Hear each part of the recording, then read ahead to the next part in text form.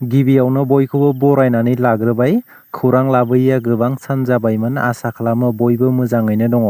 दासिमनि मोननैसो खौरांफोरा जाबाय। थांनाय 20 एप्रिलखालि मेट्रिक आनजादनि फिथाइखौ फोसावनानै होबाय। बेखौ लानानै दुलाराय बर' फरायसा आफादा बोसोरफ्रोमबो मोनसे गोनांथार थांखि लानाय जायो। थिग बेबादिनो देग्लायनि मेट्रिक आनजादाव आसामनि गेजेराव बर' बिजोंनिफ्राय साबसिनै उथ्रिसारनो हानाय फरायसाफोरनो 18थि कमल कुमार ब्रह्म देरहासार बान्थाखौ होनाय जाबाय। कमल कुमार ब्रह्म देरहासार बान्थाखौ बर' बिजोंनिफ्राय साबसिनै उथ्रिसारनो हानाय टप 10 फरायसाफोरनो होनाय जायो। देग्लायनि 18थि कमल कुमार ब्रह्म देरहासार बान्थाखौ मैया एबा 30 एप्रिलखालि क'क्राझार जिल्लानि सिङाव थानाय देबोरगाव हायार सेकेण्डारि स्कुलनि गेलेग्रा फोथाराव मोनसे मेहेरगोनां हाबाफारि लानायनि गेजेरजों गथायनानै होनाय जायो। देग्लाय 2024 मायथाइनि मेट्रिक आनजादाव बर' बिजोंनिफ्राय टप 1 मासिखौ आवग्रिनो हादों बिस्वनाथ जिल्लानि सिङाव थानाय गहपुर बर' गोजौ फरायसालिनि फरायसा कमलास गयारिया आरो बियो गासै 93.83 जौखोन्दो मोननो हादोंमोन। फैगौ 7 मेआव जानो गोनां 1 नं क'क्राझार लक सभा बियाबनि बिसायख'थियाव एनडिएनि बिजाथि जयन्त बसुमतारीनो भट होनानै देरहासार खालामनांगौनि थाखाय मिरु एबसुनि आफादगिरि दिपेन बर' बिथाङा खौरांगिरि मेल लानायनि गेजेरजों रायजो राजाफोरखौ खावलायदों। बिटिआर गोरोबथानि दफाफोरखौ मावफुंजोबनांगौनि थाखाय आरो बिटिआरआव जौगानाय आरो गोजोन थासारि लाबोनायनि थांखिजों मोनफ्रोमबो हारि माहारिजों लोगोसे साफ्रोमबो रायजो राजाफोरखौ एनडिएनि बिजाथि जयन्त बसुमतारीनो भट होनो खावलायदों दिपेन बर' बिथाङा।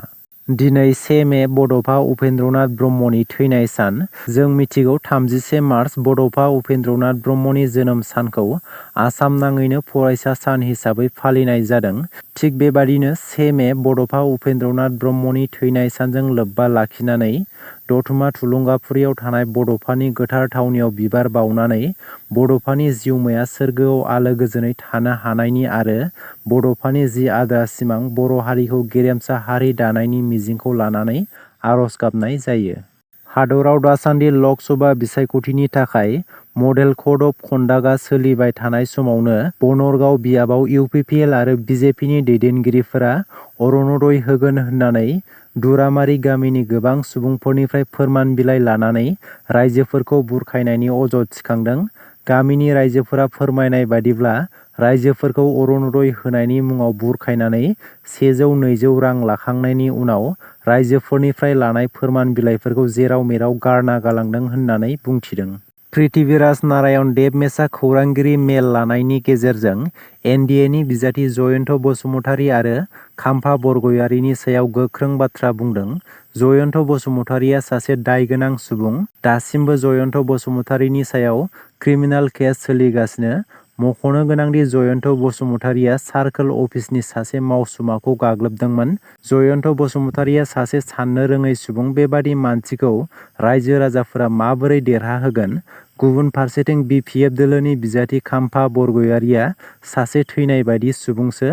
जाय समाव खाम्फा बरगयारिया बिटिसिनि डिपुटि चिफ जानाय समाव गावनि बियाबावनो जेनदोंमोन। गासै 15,000 भटबो मोननो हायाखैमोन। बेबादि मानसिया माबोरै क'क्राझार लक सभा बियाबाव देरहागोन होननानै गोख्रों रावजों बुंदों पृथ्वीराज नारायण देबमेसा। कभिड भेक्सिन लानाय सुबुंफोरनि थाखाय गाज्रि खौरां। कभिसिल्ड भेक्सिनाव गिख्रंथाव साइड इफेक्ट। बे बाथ्राखौ सिमान लाबाय भेक्सिन दिहुनग्रा कम्पानिया। जुदि नोंथाङाबो कभिसिल्ड भेक्सिनखौ लादोंमोन अब्ला साननो गोनां बाथ्रा।